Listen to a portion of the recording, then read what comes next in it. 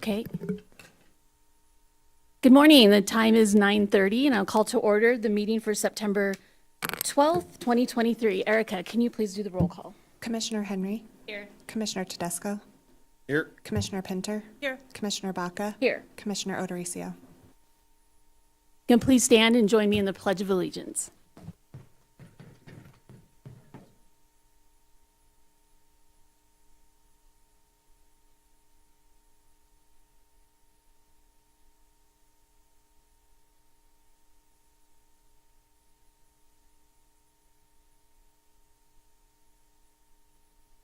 Hey, good morning, board. I just need a motion to approve the agenda.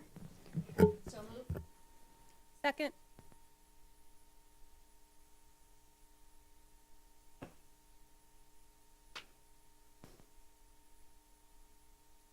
And the motion passes by 4 with 1 absent. So next item on our agenda are awards and presentations. So today we start off by recognizing Emergency Preparedness Month. It's always scary to know you don't know what's going to happen in an emergency. That's why planning, organizing, and training are so critical. The Adams County Office of Emergency Management works year-round to anticipate all kinds of disasters. We encourage you to do the same at home with your families. We offer tips and advice on our website, important steps you can take now to save lives later. So, Commissioner Pinter, if you can please read the proclamation. Yes, of course. Are we having any staff for this presentation as well? There. Hello. You're in the back. Okay. Ready for anything in the back. Okay. This proclamation is for National Preparedness Month, September 2023. Whereas National Preparedness Month is a national observance each September to raise awareness about the importance of preparing for disasters and emergencies that could happen at any time. And whereas National Preparedness Month was launched in 2004 as FEMA's national annual preparedness outreach sponsor by FEMA's READY campaign. And whereas the READY campaign, in conjunction with the Ad Council, aimed to educate and empower Americans during National Preparedness Month and throughout the year to prepare for and respond to all types of emergencies, including natural disasters. And whereas the READY campaign's 2023 National Preparedness Month campaign will focus on preparing older adults for disaster, specifically older adults from communities that are disproportionately impacted by the all-hazard events which continue to threaten the nation. And whereas older adults can face greater risks when it comes to the multitude of extreme weather events and emergencies that Americans now endure, especially if they are living alone, are low income, have a disability, or live in rural areas. And whereas Adams County's population of persons over the age of 65 years and over is approximately 11.3%, and whereas Adams County's Office of Emergency Management acknowledges that individual preparedness mitigates the impact of disaster, response, and recovery. And whereas the Adams County Board of County Commissioners recognizes the importance of disaster preparedness to the overall resiliency of the county. Now, therefore, be it resolved that the Board of County Commissioners of the County of Adams, State of Colorado, proclaims September 2023 as National Preparedness Month. And this has been signed by all of us. Great, thank you, Commissioner. Any comments from the board? Not seeing any. We're gonna. I'll just make a, Yes, go ahead. comment. If our staff are interested in coming down and talking about some of the programs that folks can sign up for, I think one of the ones that, as you're walking down, one of the ones that's been important to me has been Reverse 911, so that if there is an emergency, you can sign up for that in advance. Unfortunately, in Colorado, we have seen all the things from flooding to fire and other natural disasters, and the emergency could come on us quickly. So what services would you encourage residents to sign up for, and do you want to introduce your team? Sure. Good morning, Commissioners. My name is Michael Bean. I work in the Office of Emergency Management. I'll let the others introduce themselves really quick before I take a quick word. Dean Barenbaum, also in the Office of Emergency Management. Lisa Olivito, Emergency Preparedness and Response in the Health Department. Hi, good morning. Raven Taylor, also with the Office of Emergency Preparedness and Response with the Health Department. Good morning. I'm Jennifer Zawodowski. I'm also with Emergency Preparedness and Response in the Health Department. Awesome, thank you. On behalf of my colleagues with Emergency Management and Emergency Preparedness and Response, we just wanted to thank you guys for your time and support in issuing this proclamation. We all feel very strongly it's part of our primary roles in both of our programs to do community preparedness. It falls squarely in line with our community, with the county's responsibility to provide for public safety. And as Commissioner Pinter was talking about, we see near constant media coverage of disasters, especially here locally with wildfires and flooding. We're fortunate in Adams County, we don't have too many large-scale disasters, but with disasters, it's not a matter of if, but when. And so working with the communities is a critical point to ensure they're prepared as part of a disaster. So some of the programs Commissioner Pinter was talking about is our county public alert notification system, which is called Code Red. We've been doing a large push in that. We've had an increase in subscriptions by 40,000 people over the last 2 years, so we're super excited about that. But we're still thousands short of where we need to be, and so we encourage the public to go to adcogov.org/code-red, and any municipality or in unincorporated, they can sign up for there too. There are many programs they can take advantage of, and so as not to belabor and delay this too long, you can go to our website on adcogov.org, go to ready.gov, which is the FEMA website as well. Additionally, I just wanted to make the commissioners and public aware that in the vein of community preparedness, at the end of this month, our county is holding the first ever community safety fair, where we've invited and will have in attendance almost 30 first response agencies, including Flight for Life with a helicopter. And so we're hoping to have a good public event, to have the public come out and talk to first responders about how to better prepare for disasters. So we invite the commissioners, if they're available, to attend that event on September 30th, and the public as well. It should be fun. So thank you, commissioners, for your support and for having us today. Great, thank you, Michael. Anyone else? Okay, thank you. Oh, yes, go ahead. Michael summed it up really well. I know our focus this month is preparing older adults for disasters. Our team, we're just getting up and running, but we are visiting our senior centers, getting the word out to our older adults. We've had really great reception. We look forward to serving you and getting our program out in the public and up and running and coordinating with our OEM partners. So thank you. Great, thank you. Thank you all for all the work that you do. Okay, next item on our agenda is to recognize Employee Recognition Day. So as a board, I'm honored to work with a dedicated team of county commissioners that put our employees at the forefront, that we're very intentional about the salary and the health benefits that we provide and other peripheral benefits that we provide to our employees. So tomorrow at a special luncheon, we will be recognizing more than 500 employees who've reached milestones with us and that have been also recognized by their peers. Some employees have been with us for 5 years, some for more than 40 years. Like me, this is my second tour of Adams County. You remember the original building on South 4th Avenue in Brighton. I worked in the purchasing department, when I worked in finance, and then came back here as a county commissioner and honored to serve. So we've come a long way in Adams County, and I couldn't do this work without our dedicated staff and also a board that supports our employees and our administration. So with that, I want to have Commissioner Chaz Tedesco read the proclamation, and then we'll have Terry Laut from our Director of People and Culture come forward to say a few words.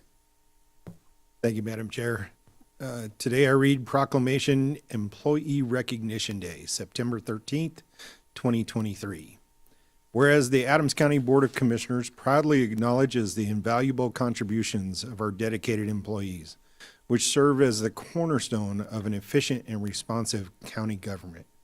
And whereas the Board of County Commissioners is unwavering in its commitment to honor and celebrate these exceptional contributions throughout the year 2023. And whereas it is a long-standing tradition in Adams County to set aside a special day dedicated to recognizing and appreciating the remarkable efforts of our employees. Now, therefore, be it resolved that the Board of County Commissioners of the County of Adams, State of Colorado, proclaim September 13th, 2023 as Employee Recognition Day. Signed, your county commissioners. Great, thank you, Commissioner. Terry? Good morning, Commissioners. I'm very happy to be here today. to speak to you regarding this proclamation recognizing the contributions of Adams County employees. Thank you, Commissioners, for your support of recognition programs at Adams County. The various programs you support help us create a culture of recognition and assist us in working towards increased retention and recruitment, high engagement and productivity, as well as becoming an employer of choice. Our celebration tomorrow, the Employee Recognition Luncheon, will honor employees who are meeting years of service milestones and outstanding employees who've received an Employee of the Season award, which recognizes employees for outstanding performance, as well as exemplifying our norms and values. The Employee of All Seasons, or Employee of the Year, will also be announced and honored at the luncheon, and that's usually fun because it's a surprise for that employee, and we typically have a video that others can provide feedback on how they feel about that person. So we're excited about that. We're thrilled that this year will be one of our largest, as Commissioner Baca mentioned, with over 500 invitees. We will be recognizing 336 employees who will be reaching a milestone between 5 and 35 years. There are 164 employees who have over 20 years of service. Within that group, we have 3 employees who have over 35 years and 2 employees who have over 40 years. We will also be recognizing 20 Employee of the Season winners, and for the first time this year, we will also be recognizing 50 wellness champions. And lastly, I just want to take a moment to recognize the committee who are the brains behind the operation and the reason that we are able to create a successful event. They've been working together over the last 6 months to put together an experience where employees feel appreciated and have a little fun as well. So Caitlin Trevor and Shelley Lubick are the lead for the committee, and they do a great job keeping all the details together and making sure everything's running smoothly. We also have some other folks within PNC, Joe Caldwell, Matthew Kay, Norma Olivas, Jessica Cutting, Samantha Deese, Marilyn Hernandez, Lynn Ford, Katie Sweeney. We have Amy Jones from the County Attorney's Office, who has some experience in this area as well. Courtney Cox from Parks, Open Space, and Cultural Arts. Brian Dirth and Jason Lewis from Communications. So we really appreciate all of their work that they're putting together to make this day a success. And we are excited to see everyone there tomorrow, and thank you for recognizing this special day. Great, thank you, Terry. Looking forward to celebrating with you tomorrow and our employees. Anything from the board? Nothing? Okay. Thank you. Okay, thank you. Next item on our agenda is public comment. Erica, has anyone signed up for public comment this morning? We do not have anyone signed up today. Fantastic. Any elected officials' communications? I just want to recognize, yesterday I started the morning off with a September 11th tribute with the Brighton Fire Police and the Platte Valley Medical Center. So 22 years, I know it's a day later, but we still think of the families, the first responders, all the medical personnel in New York and across the nation that lost family members and friends, those that lost family and friends in the Trade Center and also in the Pentagon. So our hearts are with them for the rest of this month and always. And so if we can just have a quick moment of silence for the family, friends, and the victims of September 11th.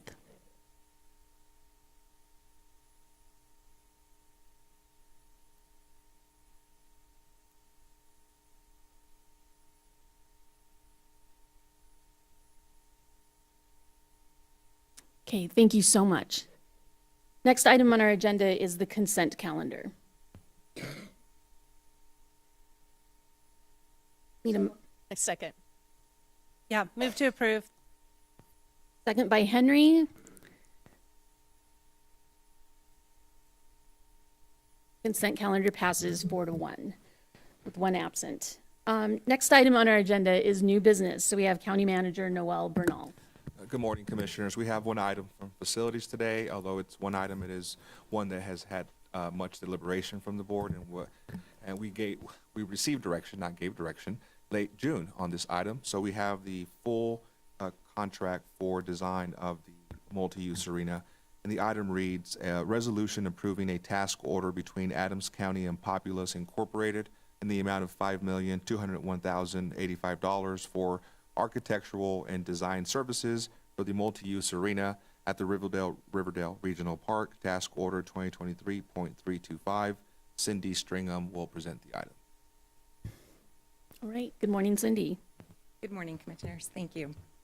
Cindy Stringham, Manager of Planning, Design, and Construction for Facilities and Fleet Management. Since November of 2021, when Populous, Inc. was awarded the architectural services for the Adams County Multi-Use Arena, their team has been diligently working on programming, concept designs, and options analyses, including feasibility studies, to help Adams County determine the right size and fit for a venue that will enhance the experiences the community wants and needs at the Riverdale Regional Park. This project is intended to bring an innovative and vibrant experience, drawing the many visitors in for more enticing events that Adams County has already begun to offer. Concerts, trade shows, professional bull riding, conferences, and more, including a long-awaited outdoor arena for equestrian events. With the direction provided by the board in study session on June 27th, 2023, architectural services will begin for design development for the site infrastructure and multi-use arena. To align with Adams County initiatives, the efforts will include sustainability administration and energy modeling to ensure the facility is efficient, state-of-the-art, and a benchmark for the park.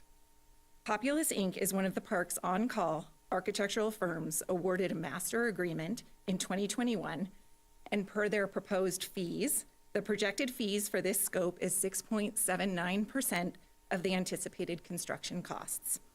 The team is ready to begin immediately with an estimated schedule to deliver construction documents approximately summer of 2024, and working with the contractor when awarded to determine the construction schedule around fair activities. It is recommended to approve a task order with Populous, Inc. for the architectural and design services in the amount of $5,201,085. Are there any questions? Great, thank you, Cindy. Questions from the board?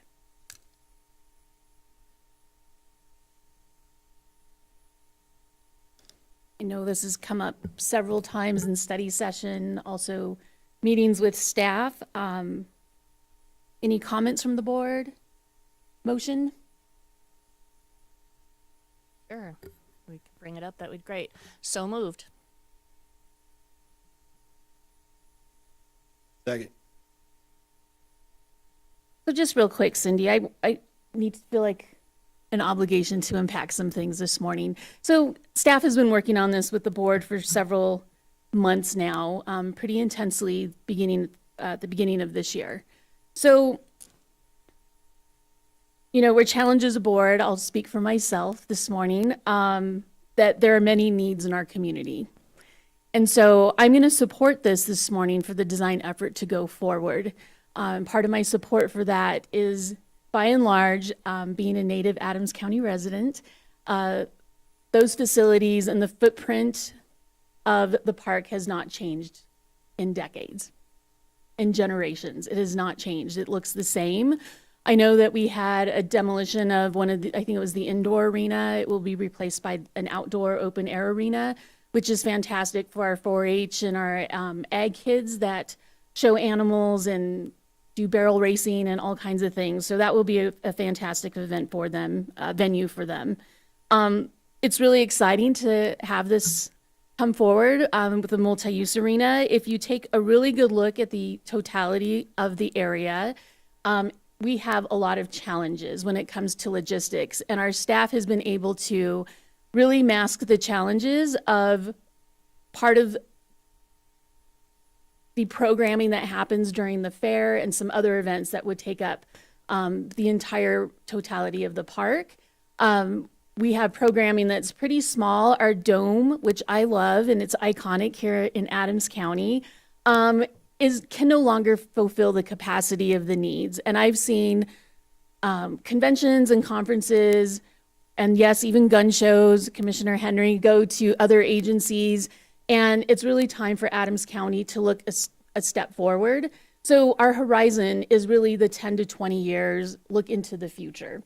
So I'm going to support this today. I do need to recognize that the Adams County continues to grow, And if I was just going to hold this project in my hand, I would not be as conflicted as I am this morning.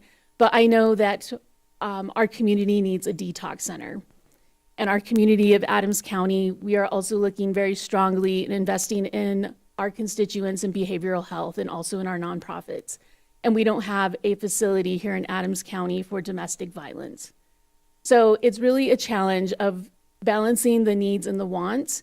Another thing that we have coming is a look at feasibility study of the detention center. So I'm going to let this go forward today, knowing that we have some other items competing and that they will come back to the board at a future date. More than likely, some of those items will come back to the board before we get to the final design and construction of the multi-use arena. So those are my only comments. I just asked county administration if you can give us periodic milestone updates as the design process goes forward. I know the board gave a lot of feedback on what design would look like and flexibility of the space and use, incorporating some of our CTE, our high school graduates. Maybe they can provide concessions or small business out there, food truck capacity. So look forward to this design going forward. And it's a new page and a new chapter at the Riverdale Regional Park. It's certainly the fairgrounds property. So thank you so much, Cindy. Yes, Commissioner Pinter. Yeah, and I know we have a vote pending. I really appreciate the comments from Commissioner Baca. I share those concerns. I also, just to rename them, we don't have a domestic violence facility. We don't have a sheltering facility. We don't have a detox facility. We have significant problems with community mental health at this time and don't have a structure, or the minimum, our structure is in flux on who is our safety net mental health provider with the new Behavioral Health Administration coming online. All these things are urgent and timely and costly for the public, as well as not understanding the scope of what we are statutorily required to provide for our jail system and how that will comply with new civil rights legislation coming out of the state capitol, and those standards are changing all the time. The last estimate for the jail was something in the neighborhood of $500 to $600 million. That all coming down at the same time as multiple ballot initiatives for this November to reduce the property tax revenue this county is set to receive. I have a significant number of concerns about investing in one property as opposed to distributing recreation assets across the community for youth sports, adult league sports, and other rec engagement. I echo we need the feasibility study to have this conversation, but for me, this is a really tenuous proposal. The feasibility is necessary to continue the conversation. We will have to see what the voters say about property tax revenue, but assuming that the voters continue on their trend of we need to do more with less, we will have to have some candid conversations about what services are critical and statutorily required, and many of those are quite expensive, and we'll have to have the feasibility study to have that conversation, which is why I'm voting yes today, because we need more information. But this proposal at this time is very tenuous for me and doesn't seem to be on balance with our other needs in community. And, I'll just say that, the points that the commissioners are bringing up are very well thought out. And, I agree with a lot of what they're saying is what we don't have. But as Adams County has grown, we have added a tremendous amount of services to Adams County and to our constituency. And I don't see that as stopping. And this project is a funding source that is dedicated for the reason that the funding source is being used. The projects, which I hope that everybody can understand, is a different funding source. And we need to identify those funding sources and utilize those funding sources for those services. And that we are still in the process of working on. But in no way does this take away from one to give to the other. It's a matter of we just need to, as a county and as government, decide where the resources are, where the funding sources are, and apply those appropriately. The application of this resource is applied appropriately. It has been on the books and discussed for forever. And we're very proud to finally get this going. You know, we have had, you know, our indoor arena torn down for a number of years, and we have made promises to our community to bring back something that can be utilized for our community that was a need and was there. And because of circumstances beyond our control, we had to tear down that building. And, you know, we are just now coming to the point where we can replace that building, which we have done for just about every other building. And there are buildings that we still need to contemplate in our CIP, which is, you know, a new health services building, which could incorporate some of those things, which we have dedicated funding for.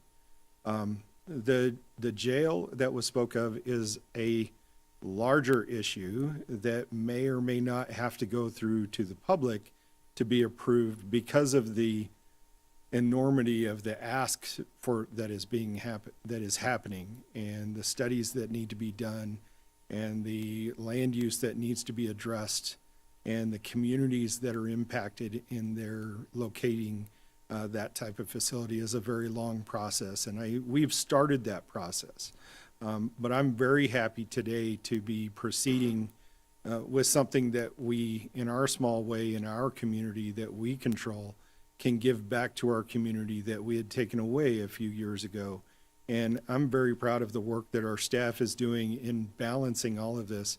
You know, Nancy in our finance department is very, she gets challenged every day on how we pay for all these things. And, you know, the separation of funds is confusing. It's not understood by a whole lot of things, but it's not an either or. It is a matter of we need to decide how we fund it through the appropriate channels for each individual project. And I think we're doing that very successfully in Adams County. We need to provide some of those other services. But some of those other services are a little more challenging than what we're dealing with an indoor arena. And, you know, we're going to get there, and we're going to have those things. And it's not that we didn't have them in the past. We've just ran into some issues with some providers and some buildings that didn't meet code and didn't meet the health, you know, issues that we were trying to deal with. But as you can see in Adams County, we are absolutely improving our infrastructure and how we provide that to the community. And I want to thank staff, especially for all the things that they're doing to push that forward. So thank you. Great, thank you, Commissioner. Commissioner Henry. I'll just kind of end it here. Basically, it's not either or in this community. And I believe that our county staff has shown that. Excuse me. We have a facility tax that was passed in 2020 during a time that our community was struggling. But our community in Adams County chose to make sure that we have world-class facilities for them to use. And that facility tax is going to be used as part of this building. Also, in regards, yes, we need a domestic violence shelter. We need mental health. We need a detox center. But we need nonprofits to step up and do these things. You know, my ask to Community Reach right now is step up. You know, you want to serve the community, then step up. We need, again, a detox center, domestic violence shelter. But we need nonprofits to step up and be able to help support us. Government isn't in the business of nonprofits. Heaven forbid, we would only make it worse. So I just want to let people know, yes, we have the money. We have the facilities tax that is going to be paying for this. As far as the jail, that is a bigger issue, and we have to see what we all are going to be doing in the future. And that will not be covered by a facilities tax, unfortunately, because we just don't get enough revenue from the facilities tax to pay for that. So it's not an and or. We are working on these. We will continue to work on these. This is about a vision for our community, and our community wanted us to have that vision by their vote in 2020 to have a facilities tax. So I just want to make sure that people out there don't think that we are, you know, in debt or we don't have money, because we do. Our revenues are fine out there. So obviously, since I made the motion, I guess we can go ahead and vote. Thank you, Commissioner. The motion passes 4 with 1 absent. Thank you so much, Cindy. Thank you very much. The next item on our agenda is the county attorney. Heidi. Good morning, Commissioners. I would ask that we go into executive session today pursuant to Colorado Revised Statute 246402-4B for the purpose of receiving legal advice regarding asphalt specialties demand. So moved. Second.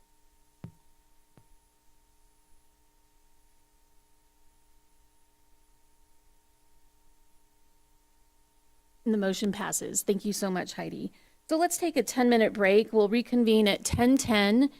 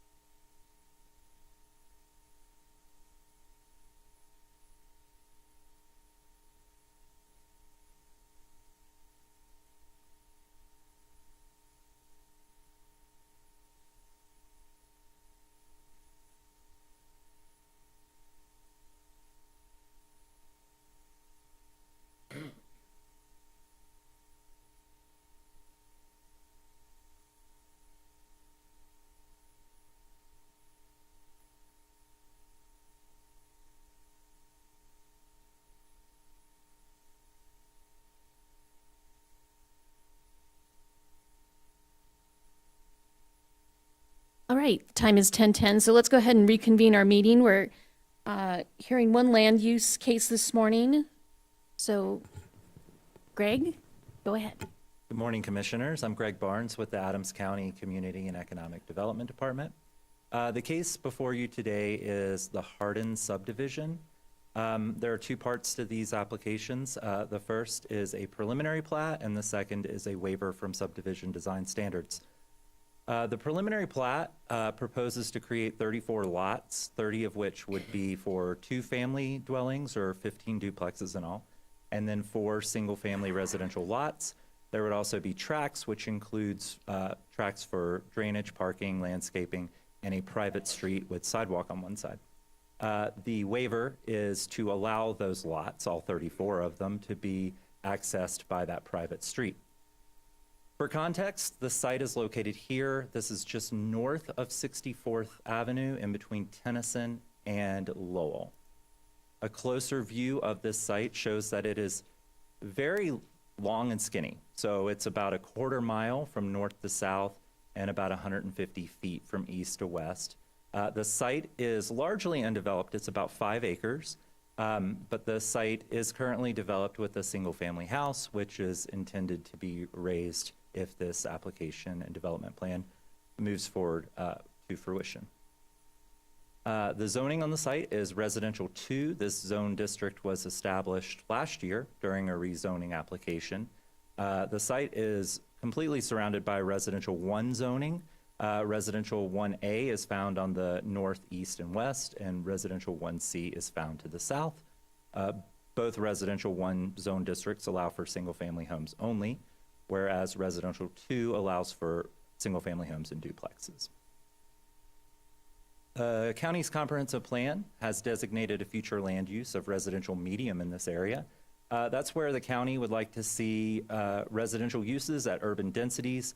The Advancing Adams Comprehensive Plan has specifically stated a density of 6 to 20 dwelling units per acre is ideal. The criteria for approval of a preliminary plat includes conformance with the county's subdivision design standards, insurance that the utilities are available to support the subdivision, such as water and sewer, that there's mitigation or identification of any topographical conditions that could lead to problems with development, that infrastructure is in place, drainage, curb, gutter, sidewalk, to support the subdivision. We're looking for consistency with county documents like comprehensive plan, any applicable sub-area plans, and this development standards as a whole. And then finally, compatibility with the surrounding area. In addition, for that waiver from the subdivision design standards, we would want to ensure there are hardships or difficulties on the site that make it difficult to conform to the subdivision design standards, that the design that's being proposed is actually a better solution to serve the county and its residents, and then finally, that the waiver is not being used to nullify the standards. The preliminary plat, I've got a slide here. It's very difficult to read because this site is north to south, very long. So we oriented it with north on the left side of the screen. West 64th Avenue is on the right side of the screen. The next slide makes it a little easier to digest. So this is the conceptual site plan that was submitted as part of this application. 64th Avenue is here. All 34 lots would have access from this private street, which ends in a hammerhead on the north end of the site. All of the lots that are outlined in orange are duplex lots. So they would be 2-family dwellings. And then these lots down here on the northern end of the site would be for single-family dwellings. They're outlined in yellow. You would want to note that this particular street that serves this development is proposed for 32 feet in width, which includes sidewalk on one side of the street. That would be on the west side of the street, which is here at the bottom of the screen. In addition, the street would be proposed for 2-way traffic, but no street parking would be permitted in order for the street to function. That, because it's a private street, would have to be enforced by a homeowners association. There are 16 parking spaces that are being proposed as part of this street development. 11 of them are here, and I believe 5 are here. And so that is the proposal that's before you. In terms of compatibility, the applicant is proposing 6.8 dwelling units per acre. As I mentioned, the comprehensive plan does say 6 to 20 dwelling units per acre is ideal. However, it would be the most dense development in the immediate area. The subdivision located directly to the east has a density of 3.7 dwelling units per acre. This subdivision a little further to the west has a density of 4.7 dwelling units per acre. And then directly to the west of the site is an unplatted area, but this has a density of 1.6 dwelling units per area. You will also notice that the street width, the local street width on county public streets is 50 feet, and this particular subdivision with the private street would be 32 feet here. During the review, staff did identify concerns about having 34 dwelling units on a single street with no connectivity. Staff did recommend providing connectivity or researching into options to connect into 55th Court here, where no houses would need to be removed in order to make that connection, or as an alternative option, looking to the east and seeing if any of these houses could be purchased to connect a roadway through here. The applicant did look into connectivity, but they did not provide a plan that had connectivity. Let's take a look at the site itself. So this is looking north. I was standing right at 64th Avenue looking to the north. You can see the single family home off in the distance. Looking to the east down 64th Avenue, this is looking toward Lowell. And this is looking to the west toward Tennyson. During the referral period, we notified all property owners and residents within 1,000 feet of this site. We sent 447 notices and we received 6 comments. Of those 6 comments, they were all opposed or had concern about this project. They identified a higher density than the surrounding area, an increase in traffic, the narrow roadway in the area was considered undesirable, that vehicular safety, particularly emergency equipment, may have difficulty on the narrow roadway, that the addition of these homes could provide an additional strain on services that the county and neighboring districts would provide, and then privacy for the established developments, as many of these new dwelling units would have backyards directly adjacent to other backyards. During the referral period, we did notify several referral agents, including the Adams County Fire and Rescue District, who we had concern on the roadway width. The Adams County Fire and Rescue District did state that they did not have concern with having 34 dwelling units on a single home, or single roadway, as long as those dwelling units were sprinklered.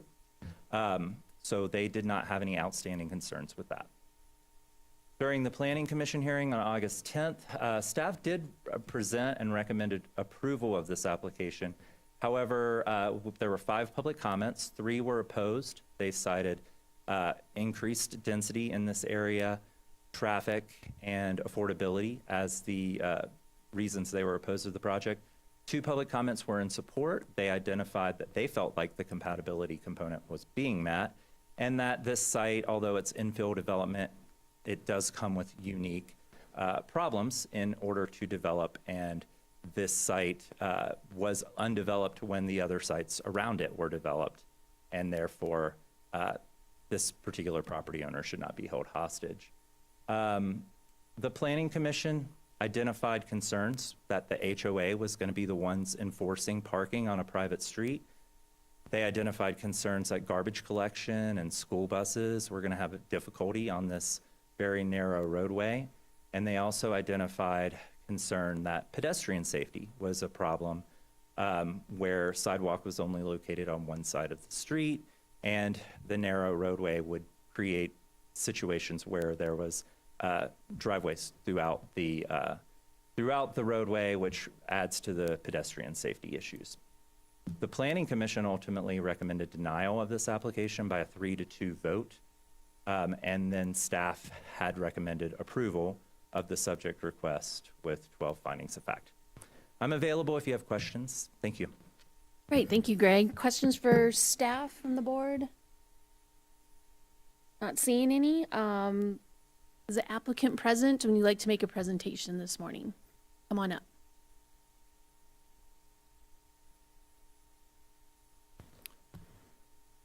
Good morning. Good morning. Madam Chair, members of the board, David Foster, 360 South Garfield, here on behalf of the applicant, who will speak immediately after me with a much more robust presentation. I wanted to mention a couple of things.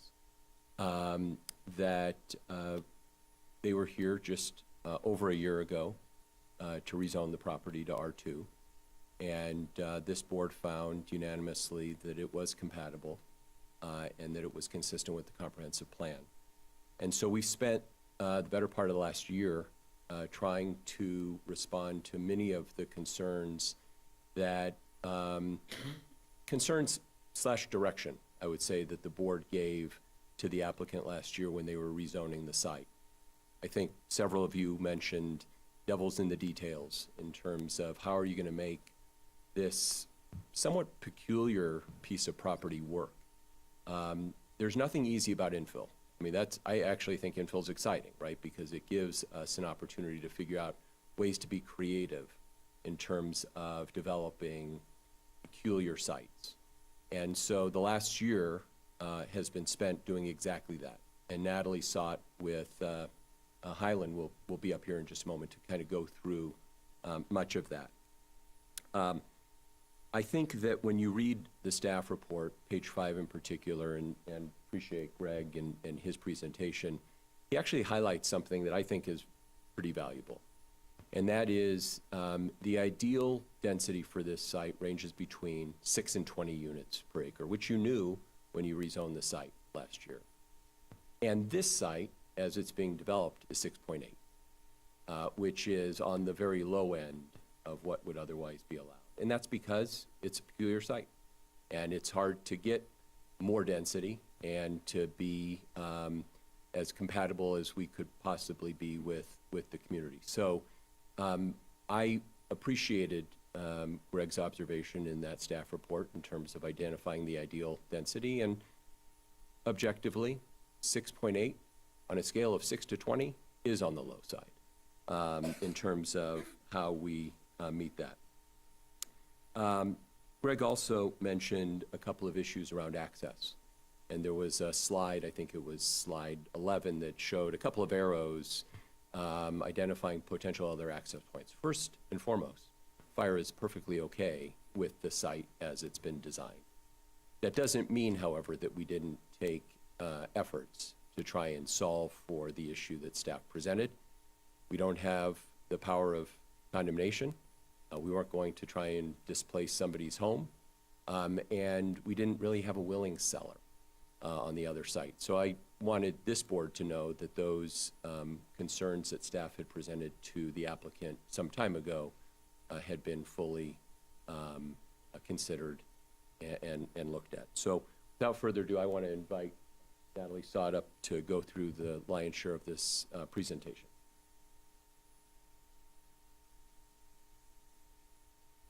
Thank you, David, and good morning, board.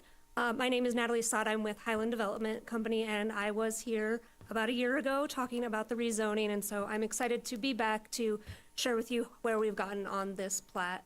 So just a quick recap of the zoning, which we did approve here. And to just hit on kind of what we heard was that, you know, this area is changing and this could be a good site for infill development to address some of our housing concerns. But we were gonna have to really work with the neighbors and figure out a lot of these technical issues about the ditch, about stormwater, about traffic, all of these things. So we definitely started with some public engagement right after that rezoning hearing. We had 2 different neighborhood meetings and several concerns kind of bubbled to the top in our minds. We definitely heard from the neighbors that the buildings could be considered too close and might reduce light and privacy. There were lots of concerns about the Jukum ditch that runs through the site, that during heavy rain events, it overflows and floods backyards and basements. And that, traffic was and will always be a concern. This area does have some long lights and it can be difficult to move around, so maybe additional traffic could cause more concerns. So we wanted to take that feedback, and so what we first did was added a 30-foot setback all along the perimeter to kind of help with that privacy issue, and added 6-foot fencing along all of our rear yards. We moved the Jukum ditch to a piped condition. It has increased capacity, and any additional overflows would be directed to a detention pond. So hopefully this kind of keeps our flows on our side and moves excess into the system that already exists. And we completed a traffic study that indicated that existing infrastructure can handle the project trips expected from this development. Also, at the same time, we are mindful that you were doing your comprehensive plan update with Advancing Adams, and there was an extensive public outreach process going on, so we were kind of keeping an eye on that and what was, what were the concerns that were being raised. And there was a lot of discussion of housing in this outreach, that, population is expected to grow, housing development is not on pace to meet those needs, and that we needed a little more diversity of housing types to help deal with attainability and hopefully discourage displacement. So this planning process just showed us that there is a need and a desire to address housing concerns, and that these housing concerns could be addressed through more infill type development. And even the idea of a 20-minute city that locates some of or guides this sort of development towards the western part of the county where there is existing infrastructure that we can tap into. So with that in mind, we went to the drawing board and we looked at lots of different ideas. As David and others have mentioned, this is an infill site. It's not going to be perfect. It's not going to be easy. We struggled to find another point of connection, and when we kind of had looked at several options, we decided, okay, well, how can we make it work just on our site alone? So we didn't want to make perfect the enemy of good, and so we tried to find a way to make this site work. We looked at different street widths, different street arrangements, and we know that this wasn't going to be perfect going into it, but we're really happy with where we ended up with our infill project. As Greg mentioned, 34 lots on 5 acres with 4 tracks for drainage, private drive, as mentioned, parking and landscaping. And all of these conform to the R2 zone district standards and the subdivision standards, with the exception of that private street. So in a little more detail, here's our plat.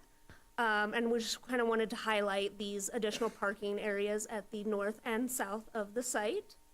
We've been in the county looking at land use cases for a few years, and we know that parking is a priority, and we didn't want to create a burden that overflows to our neighbors, because we know that those are their streets. So we were mindful of the 2 spaces per unit requirement, and we wanted to see what we could do to go above and beyond that, and we ended up with 4.47 spaces per unit. There are 4 spaces for each unit on lot between the garage and the driveway spaces, and then an additional 16 visitor parking spaces at the north and south of the site. We also wanted to be mindful of kind of local trail connections. That idea of a 20-minute city puts all of this new infill development near existing infrastructure. And one of the great pieces of infrastructure in this neighborhood are the Jim Baker Reservoir Trail and the Lowell Boulevard Trail. And we want to be able to kind of tie into that network so that these new residents can better utilize the existing infrastructure. Another angle, just to look at it so that it's not, from above, which is not always the way we experience these places. So this is the site essentially from 64th Avenue looking northwest.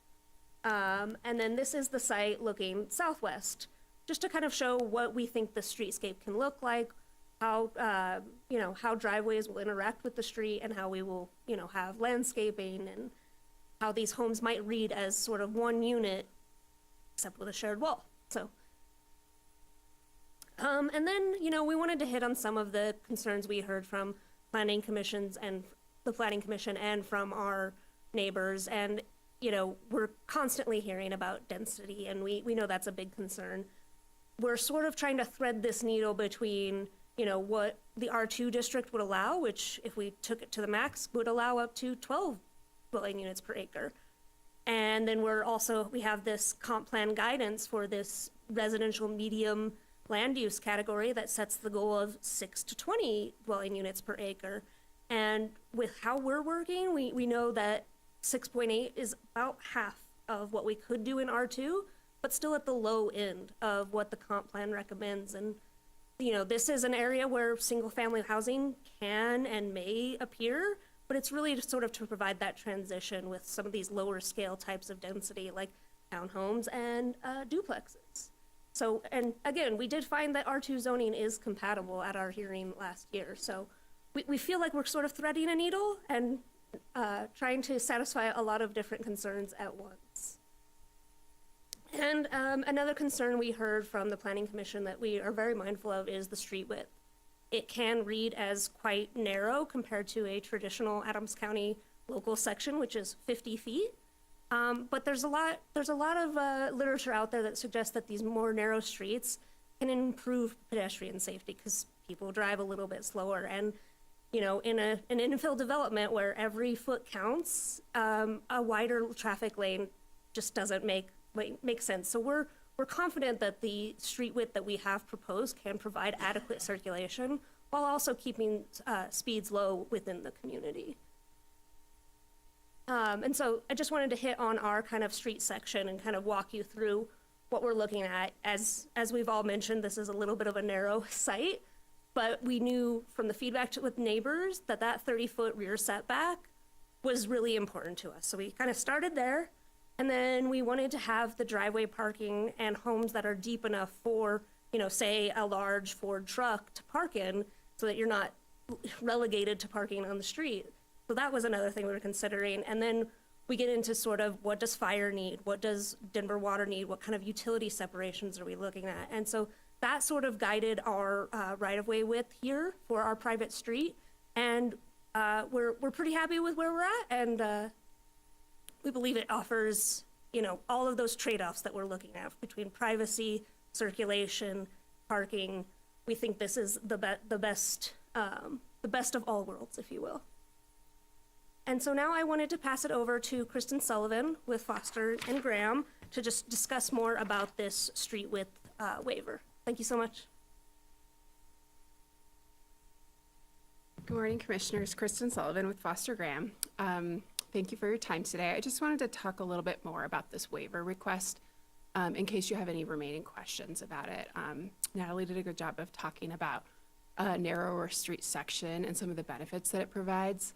But I think generally waivers are things that you pursue because an alternative design delivers a better project. And so that's what we think is the case here. The standard cross sections are really more applicable for greenfield development where you don't have all these constraints, right? And so you can follow the code when you aren't working in an environment where you're having to do this balancing act like we are here. It also helps serve a small neighborhood like this where pedestrian safety and slow traffic speeds are really going to be really important for this particular subdivision. Waivers have been sought quite frequently in the subdivisions that you've reviewed over many years. Even in the last 10 months, just in 2023, you've approved 4 waivers from subdivision design guidelines. And so at times they're appropriate if the applicant can demonstrate that the alternative design better delivers on implementing your plans and your goals and your policies. It also has an added benefit that these internal streets that really serve just the residents that live on them aren't added to your public works maintenance burden. You don't have to go out and reconstruct them, et cetera. So there's entities in place that will be responsible for ownership and maintenance, and that internal street design, ownership and maintenance is a model that's been followed in a lot of the urban subdivisions that you've reviewed and approved recently. So next I want to talk a little bit more detailed about how this project helps fulfill some of the goals and policies and directions in your adopted plans. So as discussed earlier and throughout the presentation, both by Greg and by Natalie, the designation is residential medium. And as we pointed out on that earlier slide, this category is primarily reserved for lower density multifamily housing. And so the comp plan statement lists a few examples, including fourplexes, cottage courts, and small townhome complexes. And so that's really what we intend to try to deliver in this comp plan designation of residential medium in this area. In addition, there's several goals in your new comprehensive plan that are relevant here. Under community housing, your goal number 2 says to increase housing opportunities throughout Adams County by taking a proactive role in addressing housing affordability, diversity, and supply through land use regulations. And then further, goal number 5 is to establish and sustain safe, secure, and livable neighborhoods that meet the everyday needs of residents. And then finally, under built environment and connections, goal number 2 is an inclusive community that provides opportunities for people to live, work, and achieve their highest level of health and well-being. You also have adopted, of course, some sub-area plans as well as your housing plans and housing needs assessment that identify the gaps in the housing market and have identified some goals to help try to close those gaps, which you've been doing through addressing your regulations as well as through approving projects. So talking a little bit more about the balanced housing plan, your balanced housing plan identified that your housing supply in Adams County is not meeting demand.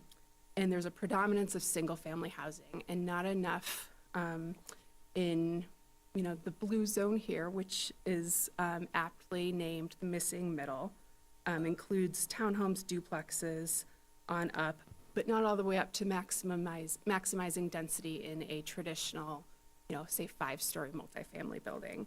And this graph over here shows that the supply in Adams County is 69% single family and far lower percentages in the 2 to 19 unit. It's only 14% of the housing supply. And we know that to give people entry points into the housing market, building that missing middle to give them a way into homeownership is important. And so increasing that supply is one of your prominent policy goals in a number of your adopted plans.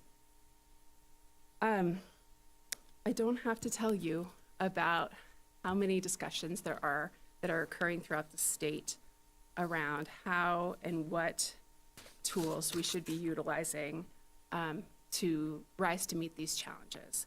I know all of you followed the governor's land use bill that was ultimately killed at the end of the session because it had a lot of things that people couldn't get on board with, particularly local governments. We all know there will be an ongoing discussion about the various roles of government and which is best suited to respond to the housing crisis and the shortage of supply, but particularly for middle density and starter homes. Some advocates seek to shift some of those decisions to the state, but we all know that local governments have the tools to address this crisis, especially when you have the political will, as we do in Adams County. Your comprehensive plan and your zoning regulations and your subdivision regulations are well suited to address these challenges that are in your plans. And Adams County has demonstrated leadership in this space by adopting important policy goals and studying your zoning regulations for ways to reduce barriers and implement your plans. At the same time, we recognize that the county's desire to pursue these goals is also balanced with making sure that we don't have major impacts on existing neighborhoods. And so parking is one of those areas where we know we need to be sensitive in a neighborhood that has existing residents that have to navigate the changes that are occurring. And so we've gone above and beyond by providing roughly double the amount of required parking in our site plan. So I just wanted to quickly walk through what are the criteria that you should consider in making these decisions today. So I'll just go through these briefly. The first one we talked about at length, the preliminary plat's consistent with the comprehensive plan. You've heard several times, and I think we're in alignment on staff on that. The preliminary plat's consistent with the purposes of these standards and regulations. That is true, it conforms with the subdivision design standards. We've requested a waiver, which we'll talk about in a moment. The preliminary plat's in conformance with subdivision regulations. That is also true, and staff has confirmed that. Adequate water is available. This was provided and documented with the application. Sewer services is the same answer. This will be served by Crestview and Metro Wastewater. The applicants address soil and topographic conditions. That's been confirmed with the engineering review of the preliminary plat. The applicants provided evidence that adequate drainage improvements are provided, and that's also been reviewed with the engineering review that's occurred, and final engineering will be provided with the final plat application. Number 8 is the overall density conforms to the zone district requirements, and you heard evidence on that today. It's well within the requirements of the R2 zone district. In fact, it's roughly half the maximum density that's allowed in that zone district. And then finally, and probably most importantly, the compatibility of the project is a finding of fact. The staff in the staff report has determined that we have fulfilled this finding of fact. That's in alignment with the same finding of fact you made with the rezoning to R2. And the subdivision regulations specify many of these elements that help ensure that compatibility is achieved, and those have been incorporated into the site plan. Natalie walked you through many of those. We've also extensively analyzed multiple different layouts and found that this one is the most compatible, given all of the direction that's in the code, as well as balancing that with all of the direction provided by the neighbors during the public outreach process. And then finally, this is straight from your code. It's a very long criterion of approval, but after the general statement, there are also 5 ways in which you can adequately make a project compatible through various techniques and approaches. And the language that I've underlined here talks about an adequate level of compatibility. Compatibility, as we all know, does not mean the same as the subdivisions directly next to. It means that it's compatible with those given the guidance that's found in your code. And so you can incorporate site planning techniques to foster the implementation of your plans and goals as a county to encourage a land use pattern that takes advantage of a multimodal transportation system and puts residents near services. You can incorporate physical design features and entryways. You can address compatibility through the edges and buffers along the edges of the subdivision. And there are a number of other things, and those have all been considered in Highlands Development's approach to this project. So finally, just in conclusion, this just kind of wraps up all of our points today. We're consistent with the zone district, conformed with the subdivision standards. The preliminary plat meets all of the approval criteria, and the purpose of the rezoning was to take that step towards giving guidance to the applicant on how compatibility could be achieved with the subdivision garage spaces so that there's room for storage of personal items as well as a full-size truck. In fact, we confirmed yesterday with the architect a Ford F-250 would fit into the garages, and then there are full-length spaces in the driveway as well. And then there are, I think, 16 visitor spaces outside of the lots. Okay, thank you so much. Those are all my questions. Commissioner Tedesco. Thank you very much for your presentation. I appreciate all the detailed points that you went through. I'm just going to make some comments. And first off, you know, I think that this infill is very unique. I appreciate the waiver. One of the things I'll compliment you on is not pushing that traffic towards one edge or the other, which would negatively impact the neighbors adjacent in the other communities. I appreciate you taking into account for off-street parking.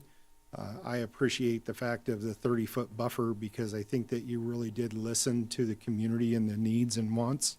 I appreciate the conceptual drawings on what these units are going to look like and not maximizing as other developers may have wanted to do, maximizing the density as to the top end and then trying to squeeze everybody in with even more parking, which I don't think would have been accountable. I appreciate the preparations for traffic with the excess parking, especially when we know that, we have communities that have multi-generational families that like to live in a house. and they utilize more parking now. I love that fact. I love the fact that you're taking into account for visitations and giving places for, people to park and visit their communities, whether it be family, grandparents, kids, whatever it may be. I do have just one question though, and that is, I didn't hear it in the presentation, is there going to be allowable on-street parking in a 32-foot wide street? The answer to that is no. Okay, There will not then be parking there allowed will on be the a street. second part to my question. Is this going to be an HOA-controlled neighborhood? And if so, how is parking going to be enforced? Because we all know that, people want to deliver packages, they want to unload groceries, they want to deliver presents, they want to, visit for a couple hours and, so I'm just trying to figure out, have there been discussions or talks about what the enforceability of this is? I know this is very close to an area that we have a parking enforcement pilot program, but I'm just wondering what that looks like for this area. I'm not trying to be overly burdened on the neighbors, but when you move into an area like that, especially on a very narrow street, expectations become, expectations. And I just want to know how this community is going to deal with that. Great question. We talked about this at the Planning Commission, so we have spent some time thinking about it further. I have a two-part answer. Prevention of a parking problem is much easier than management of a parking problem. And so we approach this by trying to minimize to the greatest degree possible any impacts of parking. And so done that through making sure that people can, even if you have 4 cars, you can keep them on your lot. And even if you have a garage neighbors, and so we're hoping that fosters that sense of community where people try to be respectful of one another. But ultimately, the management entity that's hired by the HOA could be the enforcement arm. There won't be a burden on the county to do so. I think, because I have a lot of experience with this, I have 4 cars in my driveway and 2 on the street. Multi-generational household. One of the problems is that even though it's 4 cars in the driveway, being able to utilize the cars that are parked in the very back is very difficult. You have to move them out onto the street. You have to pull them out, pull them back in. Is there a timeline for if they park on the street? It's not a matter of will they park on the street, it's when they'll park on the street. And is there a designated, is there a, for deliveries only, or is there a designated timeline for enforceability? Say somebody does park on the street? I don't think we've gotten to that level of detail yet, but certainly before final plat, we'd absolutely do that. Since we're at the preliminary plat right now, if we receive approval today, we'll commence the final engineering design, and that will help inform exactly what all of those portions along the curb and the street edge look like. And then the team will put together a operations plan and management plan that can go into the HOA documents. Be happy to share that information with the staff as we work our way through final plat. But absolutely, you're right. I mean, there will be rules that are established in this community, and people, when they buy a home, they'll be given a copy of those, and they'll be, on notice, and then the HOA will be able to enforce those rules. So I appreciate you taking the time to listen to me in my in-depth detail about parking. But I think it's important, and I appreciate that you've, taken the time to talk with staff and work with staff through those projects. I will say one more thing, and I know that staff encouraged you to make a tie or connection to the adjacent communities. I personally am very glad that you didn't do that, because I think that would have negatively affected the amount of parking available for this community, because then you would have other communities utilizing it as well.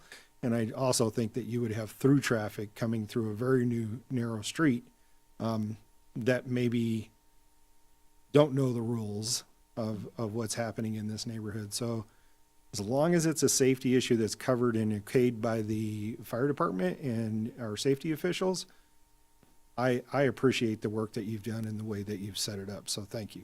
Thank you, Commissioner. Great, thank you, Kristen. Thank you all.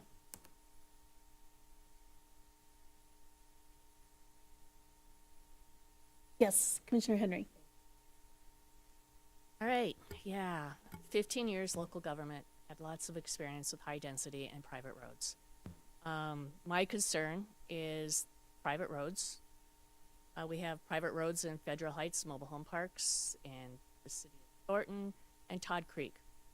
Obviously, a big difference between Todd Creek private roads, because they want to put a gate, keep people out, and private roads in a mobile home park, which is not maintained at all by trash or anything else. So what's our guarantee that these private roads are going to be maintained? Because right now I'm not feeling that they will be. Okay. So the subdivision improvement agreement process that comes through final plat is one tool that you have to ensure that they're constructed to a standard that's acceptable to the county. So your engineers will review the design of the pavement and the depth and all of those details with materials. They'll oversee the construction as the subdivision's built. It's still required to be built to high standards, even though they're not necessarily the same width as the county standards. So first of all, constructing a good street in the first place helps you be confident it will be long-lasting and maintained for a long time. Even with private drives and private parking lots and private access, the county has enforcement on maintenance. You have those enforcement powers through your code. If the condition begins to deteriorate, you can issue a violation.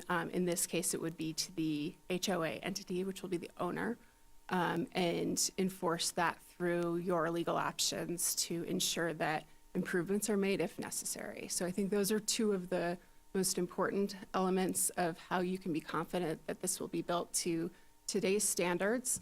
The width is a little different, but that doesn't mean that anyone can just build whatever they want out there and it'll start crumbling in a matter of years. It will have to be built to a very high standard that your engineers will review and approve. And let's say we have a visitor that's in a wheelchair. The only place to park is on either end of the street. That seems to be a bit of an issue. So there are accessibility standards that will be held to. Those are within your code and also within state law. And so, you know, I'm not exactly sure what that distance is between the ADA space, but all of those driveways are places where someone could park and be directly adjacent to the entry of the home. But there's ADA requirements in your building code as well as in state law, and we'll have to follow all of those. What about a defunct HOA? Yeah, I mean, Have those. it's certainly something that is a scenario that happens, right?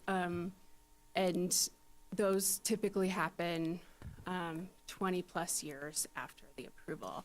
The residents that sit on the HOA would have some decisions to make, and the county, if approached, could say yes or no in helping out in that situation. I mean, there are a lot of communities that have private improvements that are owned and operated and maintained by HOAs. I just wanted to emphasize that this is something that's been a tool that the county has utilized, and there have been some benefits to the county in not accepting all of these very small subdivision private roads, because then that gets added to the maintenance burden when it's really only serving these 34 homes rather than the general taxpayers having to pay for. And what kind of guarantee do we have that this is going to be a quality build and not just some sticks that are slapped up? Sure. Because I'll give you I'll put $1 in my Thornton jar. As a Thornton City Council member, I had actually come across a neighborhood that had a narrow street that was privately owned, subdivision that was, that it was very high density, and within 10 years, the houses were basically falling apart. HOA was defunct, and the fire trucks couldn't get in on street parking. And I kind of agree with our, I'm concerned. I mean, we've got school buses, we have UPS trucks, we have American furniture trucks. All need access into something like this. So the street definitely I am concerned about. But what guarantee do I have that this is actually a quality developer? Okay. Well, let me answer your question about the quality of the homes, and then I'll ask our civil engineer to come up and answer some of your questions about the other types of vehicles that might come into this subdivision and how we've designed for all of the things that you mentioned. So the homes, of course, will follow your zoning code and your building code, which I think the staff would confirm. They're confident that there are a lot of tools in there that you can lean on to ensure that you get a good architectural design, that you get a high quality, long-lasting and safe building design. And you've adopted new building codes, in a very routine fashion, keeping up with the ways that the international codes have changed over time. So quality of development continues to go up each time you take those steps. And so today's standards are probably different than some of the projects that are out there that may be in poor condition. These are duplexes that'll be bought by the homeowners. And so the homeowners have that investment that they are, motivated to maintain. And so I think when there's a third-party owner, there's sometimes different motivations that can lead to distressed buildings in multifamily, but that's not the case here because of the approach that we're taking by platting all of these lots. That's why there's 34 lots in this preliminary plat. I don't know if staff has anything else to add, further elaborate on how you can be sure that the quality of construction will be high. Way to go, put the staff on the plot, yeah. They know a lot of things here. I mean, I think that that Kristen certainly provided the answer we would provide, that it would have to meet the standards of our building code, and I'm not sure that we would review for anything additional beyond that.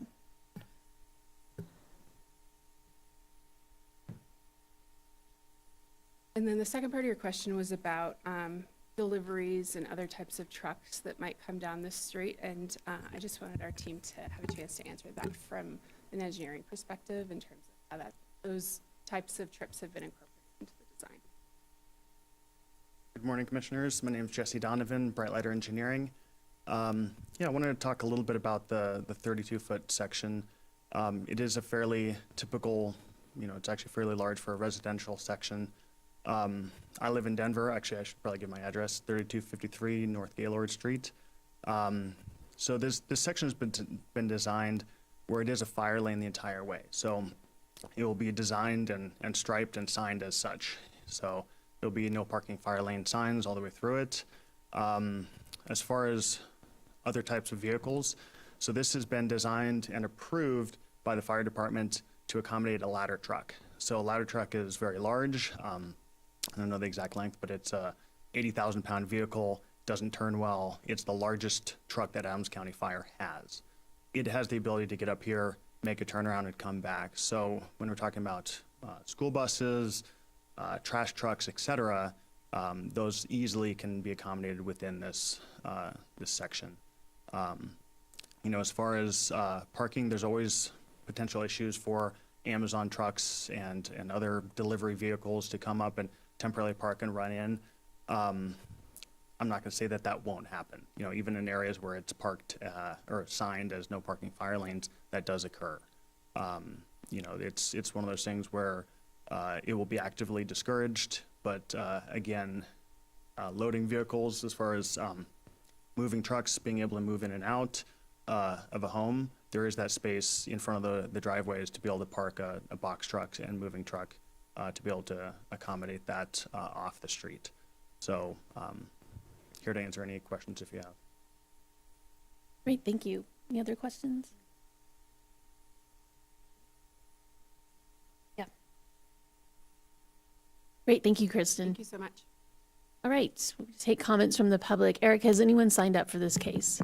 We do not have anyone signed No up. one is signed up. Okay, so it's back to the board for discussion and then a vote. So any additional comments by the board? Is there someone from the public? Oh, okay. Anyone in the audience, if you want to speak on this land use case, come on down and state your name and address for the record.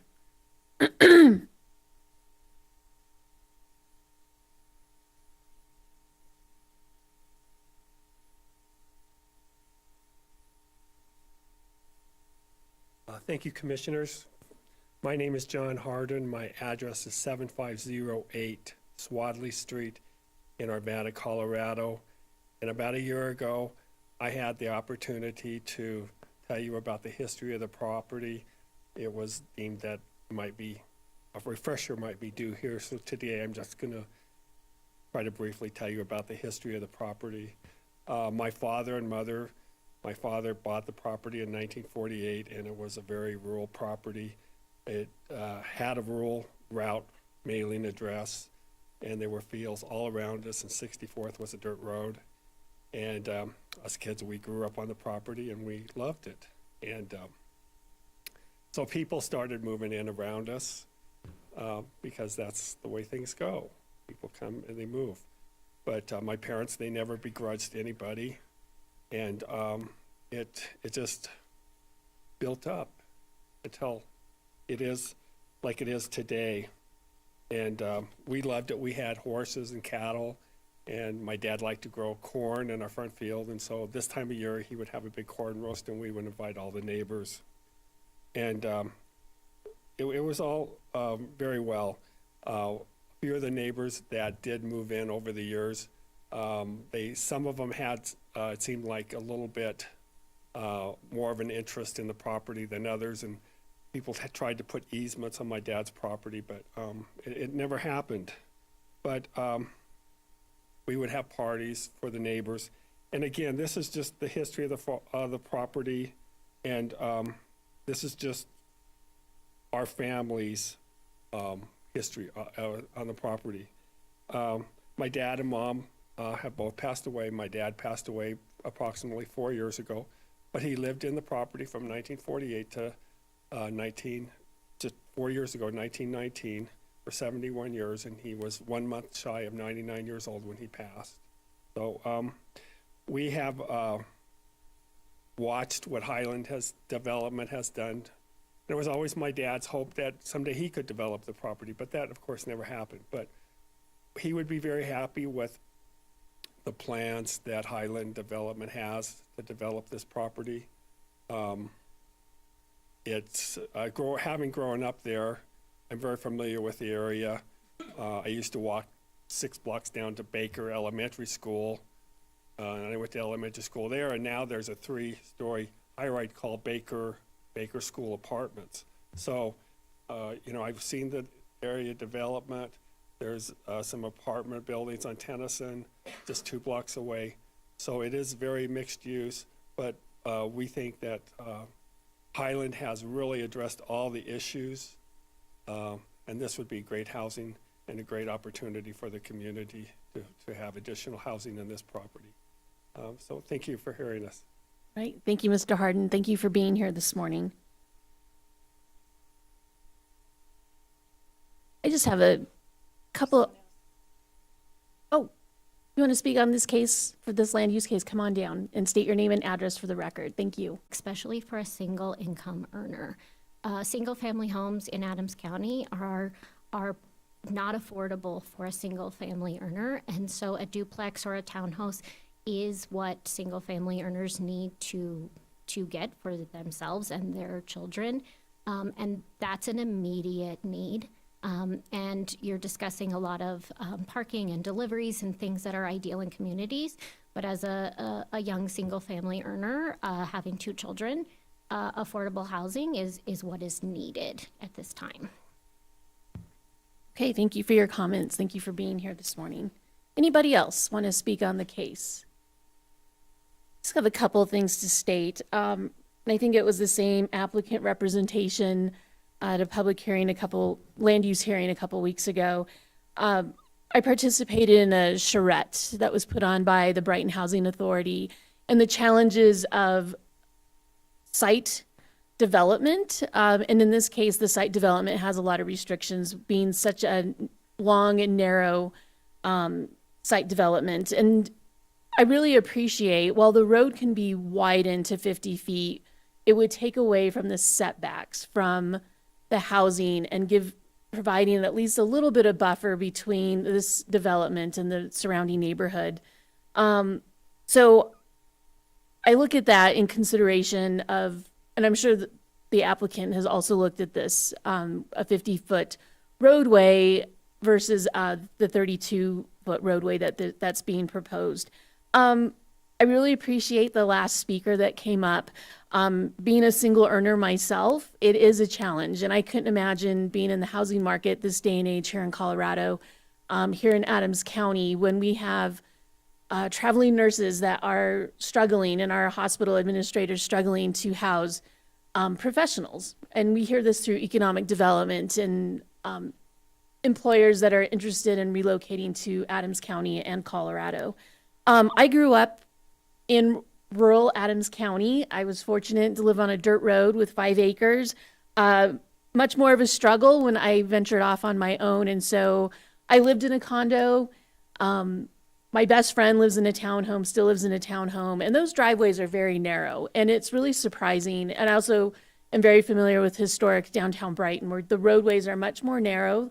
They do allow for on-street parking, but it does cut down on the speed of traffic. You just don't go flying down a very narrow street, even if it's only about a quarter mile long, or in historic Brighton, it's only about a block long, which is probably about the same distance. I also grew up also rented a carriage house in Brighton, and it was a back alley loaded carriage house, and the alleys were dirt. They're not paved alleys, and it was in the historic part of Brighton, and so miraculously, we figured out how do the trash trucks get down the alleyway? How are deliveries made? How do you move in when you have a moving truck, or American Furniture Warehouse or something come into the neighborhood? You figure it out. Is it ideal? No, it wasn't an ideal situation, but at the time, it's what I could afford. And I was happy to have a place to rent that was safe, that was clean, that was accommodating, for those that were around me. There were several of us that had carriage houses along this back alley. So today I'm in support of this. I think that every consideration has been made by the applicant, and I appreciate that. As always, the applicants, I appreciate the representation coming forward, prepared, and you've also looked at alternatives. So that's always, I'm really grateful. And even though the ideal situation may be to have additional access, I think we'd be having a different conversation today at this land use hearing if that traffic was going to come down your block that you weren't used to. So having it self-contained, while probably not ideal, it will be ideal for this community, and we welcome those new neighbors. The duplex, townhomes, condo, that middle housing is absolutely needed for our single family, whether it's a single family or a single income earner or single families that are trying to start out and to build equity into hopefully bouncing up to something bigger as their equity grows. So with that, I will accept a motion for this item, and we can move on. Commissioner Tedesco. If we could have the motion. It does look like our software is a little slow. I'll make a comment because I tried to press the request to speak while we're waiting for the motion to come up. If I also support this project, and I want to thank you for your diligence in putting this together. This is some complicated engineering to get right and to fit these homes in correctly, and it really appears that you've done the due diligence to make it compatible with similar neighborhoods in the area. Like my colleague, I have concerns about privately owned streets. I happen to live on one, and I feel the pressure of like one day the HOA having to pay to redo that whole street. So it's certainly something for homeowners to be aware of. And I understand that decisions were made on this property, and that was one of the trade-offs. I do appreciate the comments from the public on cost, and that sort of reflects the private street conversation as well.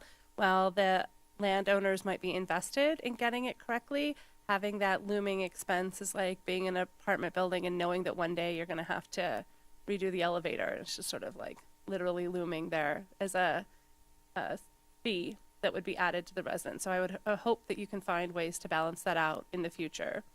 I do also appreciate the adding of the residential sprinkler systems. Having worked over many years with fire departments, I do appreciate that my fire chief always used to say there's never been an instance of a loss of life in a properly sprinkled home. So it saves residents' lives, and it saves firefighters' lives and first responders' lives, and typically contains the fire to the room of origin and is an incredible safety feature. So I appreciate that you guys are adding that, as well as ensuring that as needed, even a ladder truck could move down the roadway. So this is certainly housing stock that we need. This is certainly a well-designed neighborhood and does a lot to balance the engineering and the safety concerns of the community. So thank you for putting this forward. I'd be happy to make the motion. I think Commissioner Tedesco made a motion. Commissioner Tedesco made a motion. I'd be happy to second Commissioner Tedesco's motion. My computer, Madam Chair, I'd like to move for the approval of PRC 2023-3 with 12 findings of fact, 3 conditions, and 8 notes. second.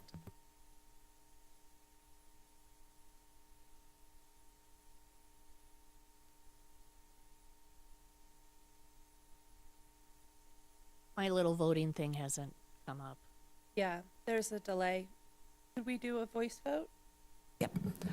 Commissioner Tedesco, Yes. Commissioner Pinter, Yes. Commissioner Henry, Commissioner Baca. Yes, the motion passes 4 to 1 absent.